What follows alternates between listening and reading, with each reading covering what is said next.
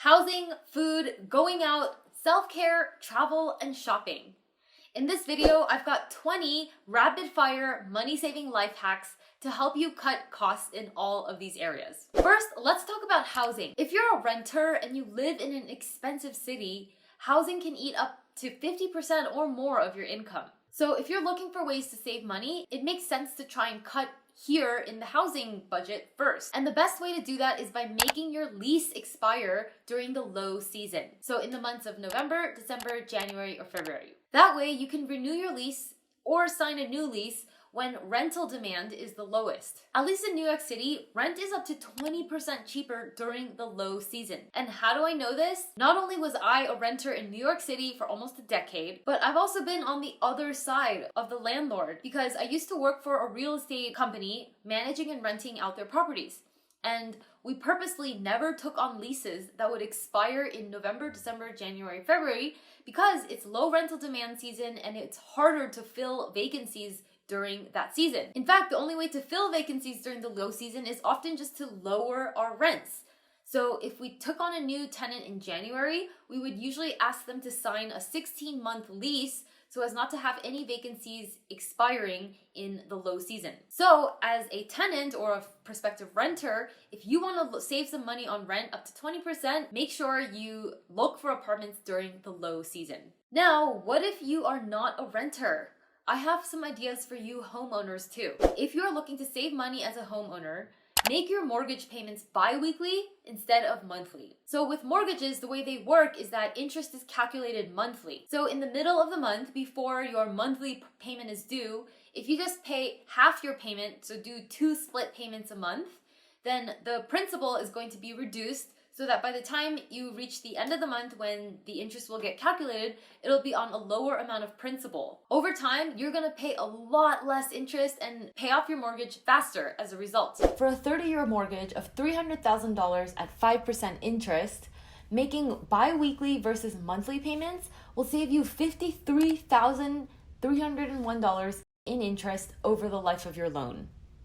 So this is a pretty no-brainer, easy hack for saving money and paying off your mortgage faster. Just split your mortgage payment in half and make those payments bi-weekly. Also, if you have student loans, doing this is also going to save you interest because they work a lot in the same way. So just make sure you tell your lender to apply the extra payments towards principal instead of interest, and you'll definitely save a ton of money. Tip number 3 for saving money is by house hacking. House hacking is a strategy that involves renting out portions of your home in order to offset the cost of your rent or offset the cost of your mortgage and basically live for free. Even though house hacking is mainly for those who own their homes, I actually did something similar with a rented apartment. So in my last apartment in New York City, my roommate and I, we had put up a temporary wall in the living room to turn that into a 3rd bedroom. Then we rented it out on Airbnb for $50 to $70 a night. And most months, that was enough to offset at least half of our rent, which was awesome. Some buildings, of course, don't allow Airbnb, so make sure to get the landlord's permission before you do something like this.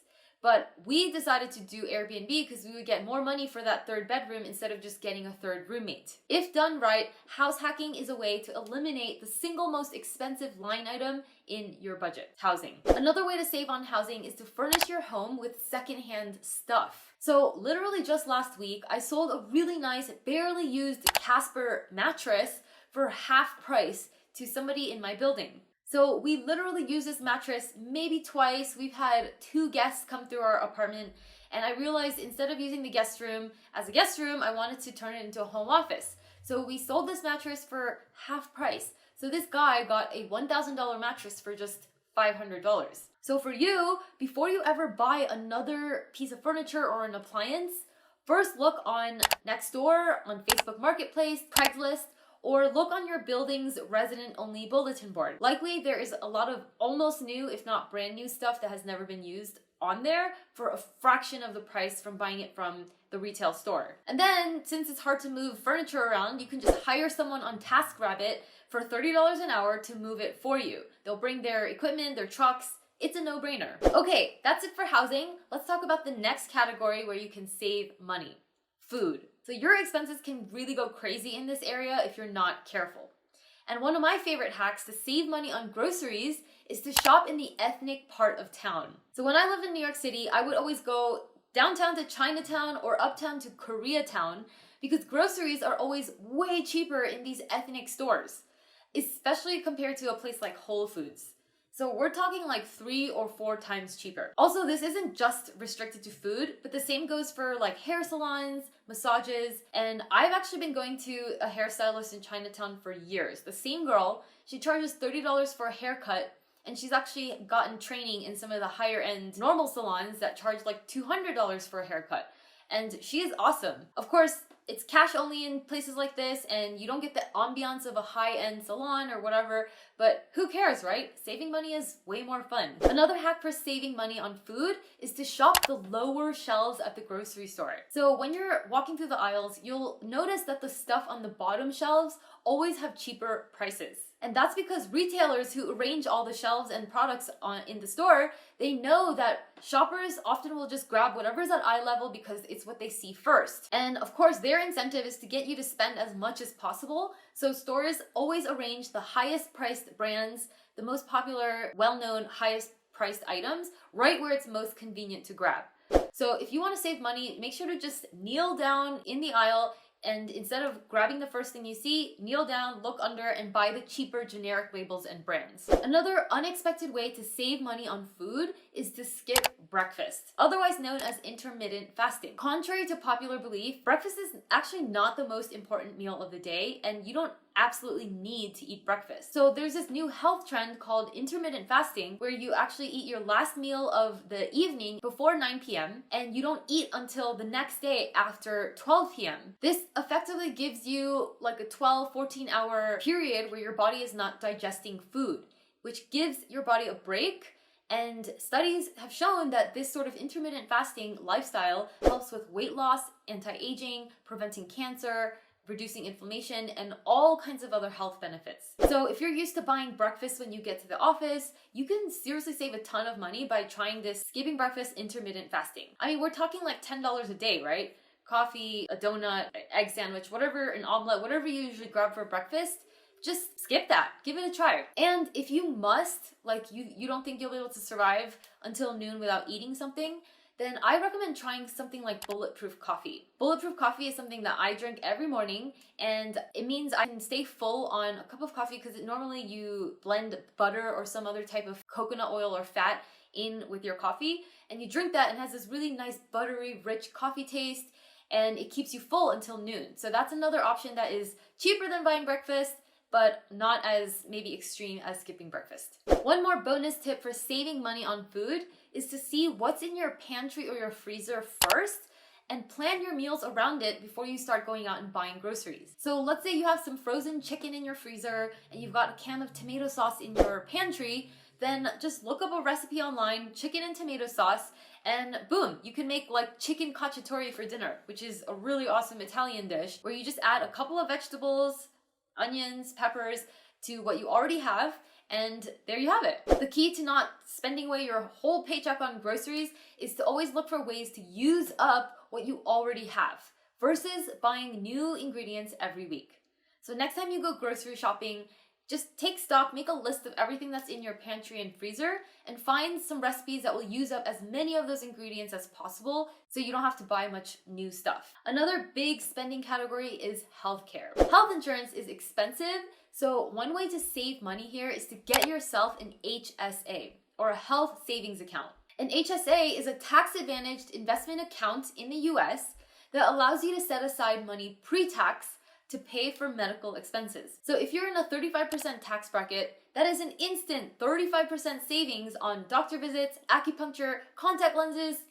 Huge. Not only this, but HSAs can also save you money on insurance. Since HSAs usually come with plans that charge low monthly premiums, if you are a relatively healthy person, you might want to switch over to an HSA qualified insurance plan to save on health insurance. Seriously, HSAs are awesome. I have a plan that has a very low monthly premium but has an HSA. It's worked out really well for me. So next time your plan is up and you're up for renewal, definitely look into getting an HSA. Here's another kind of interesting idea to save money. We all know that exercise is important for staying healthy.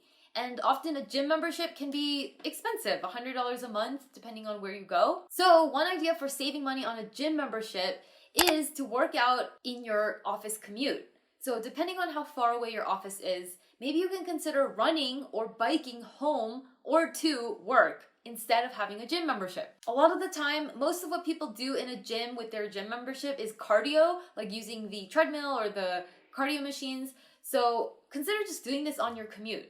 I actually used to do this when I lived in New York City and I worked in Midtown Manhattan and lived on the Upper East Side. At the end of the workday, a couple times a week, I would change into my running clothes at the office. I'd put everything into a camelback and I would run home, which was about 3 miles. And sometimes I would just cut through Central Park so it would be a nice scenic run. So not only was this a way to save money because I didn't have a gym membership, but it was also a way to save time because instead of making a separate trip to the gym, I was just doing my workout on my commute home. Okay, now this next money-saving hack is for you ladies. When shopping for self-care products, make sure to avoid what they call the pink tax. So the pink tax refers to the higher prices that women pay for specific products and services.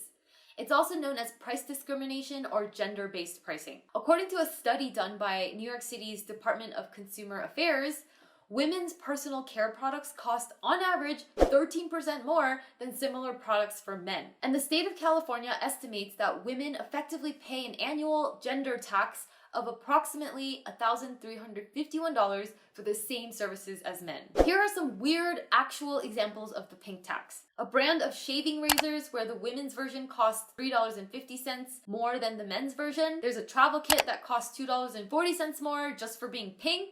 And my favorite, laxative tablets for women that cost $2.20 more because it's specifically a laxative for women. Bottom line is, save money on personal care stuff by just buying the gender-neutral, non-pink version whenever possible.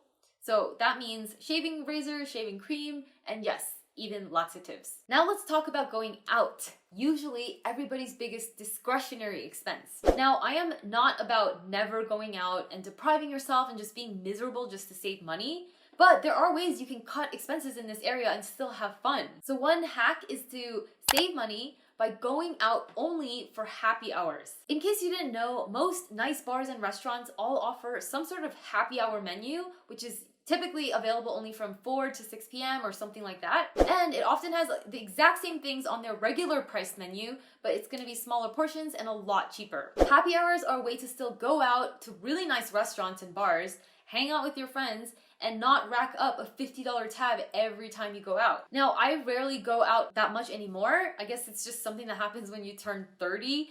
But when I do go out, it is almost always to some sort of happy hour. It's just really fun to hang out in these upscale, nice places and know that you're getting basically the same experience for half the price. Speaking of happy hours, another money-saving hack is to simplify your social life. This will go a long way because the more acquaintances and casual friendships that you have, the more invites you'll always get for dinners, birthday dinners, drinks, baby showers, blah, blah, blah. And all social events inevitably cost you money, whether it's in the form of gifts you have to bring, cab fare, drinks you have to buy, all of that. I used to think it was really important to just keep up with everybody that I met, college friends, work friends, party friends, and it was just expensive and exhausting. It's actually much better to go deeper with a handful of friends than to have dozens of surface level friendships with people who wouldn't even help you out in the middle of the night if you called them. So for you, make a list of 10 people in your life that you actually want to build a meaningful relationship with.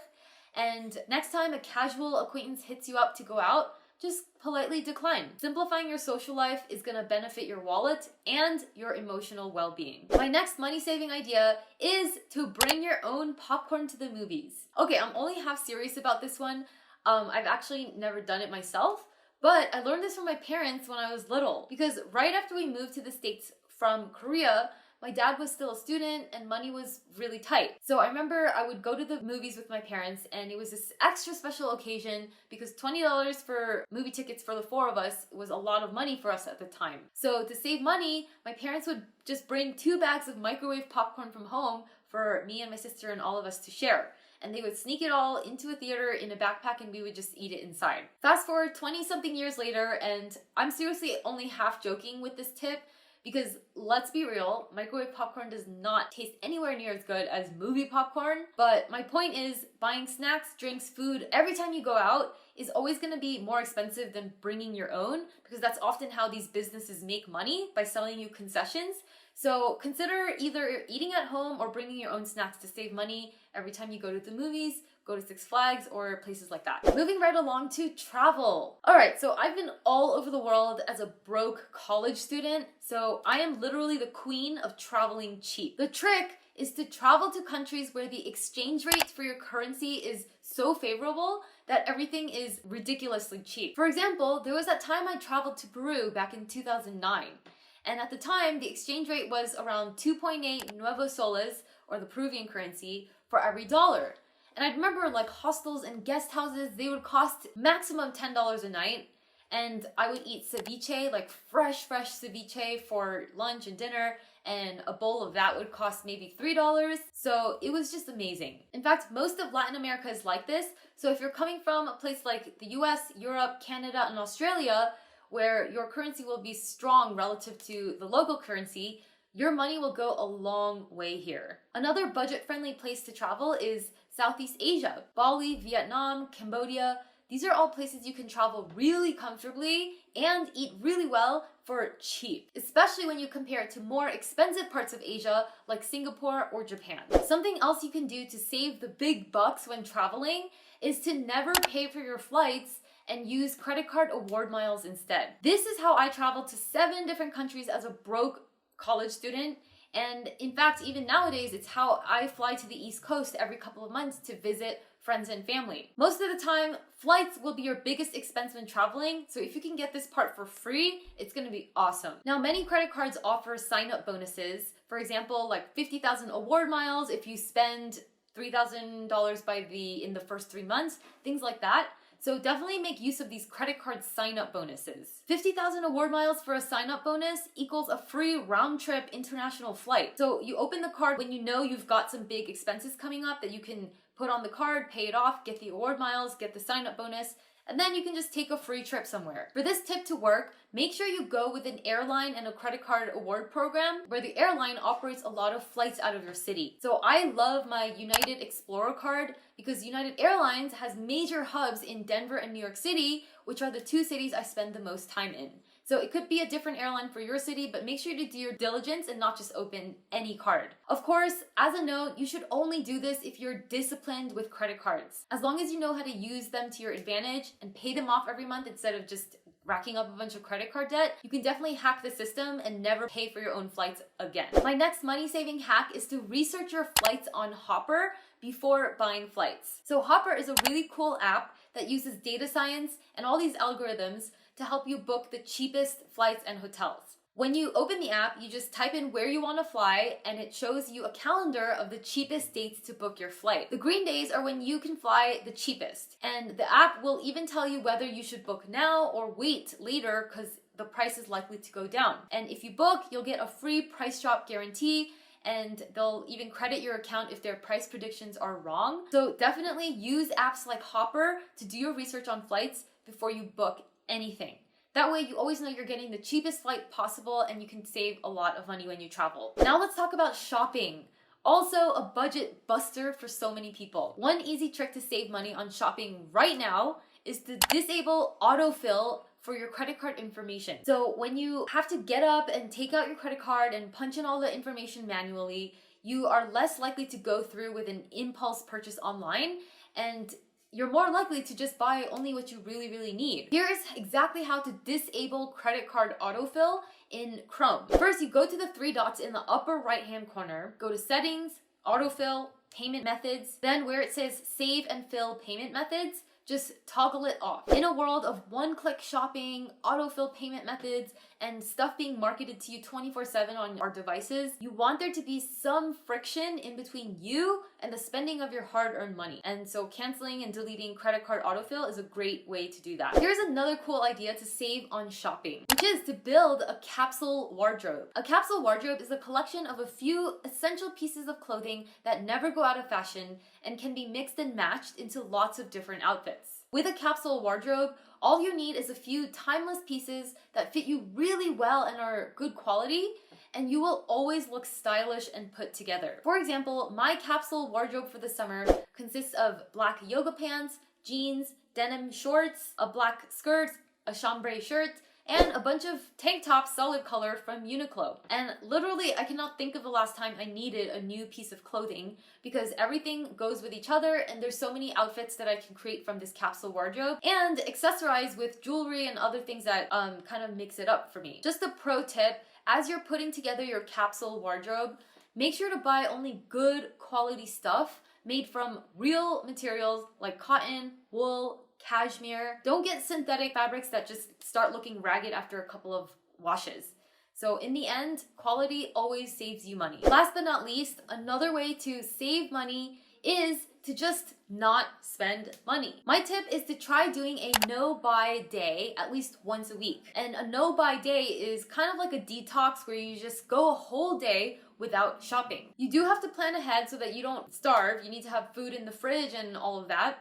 But on a no-buy day, it's a really great way to detox your spending habits and become conscious of a lot of the underlying drivers for why you spend money. We have all been so conditioned by marketing, advertising, and consumer culture to believe that we need to always be buying things in order to be happy. That somehow the more you spend, the more money you have to buy more things, the happier you become. But this is simply not true. To quote Vicki Robin from her awesome book, Your Money or Your Life, we buy everything from hope to happiness.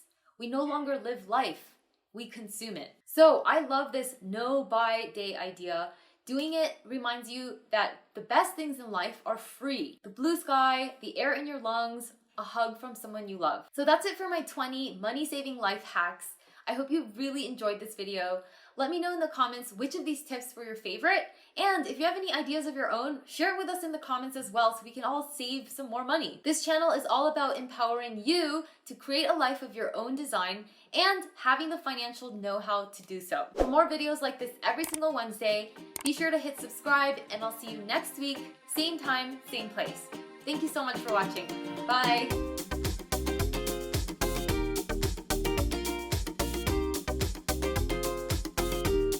We buy everything from hope to happiness. We no longer live life.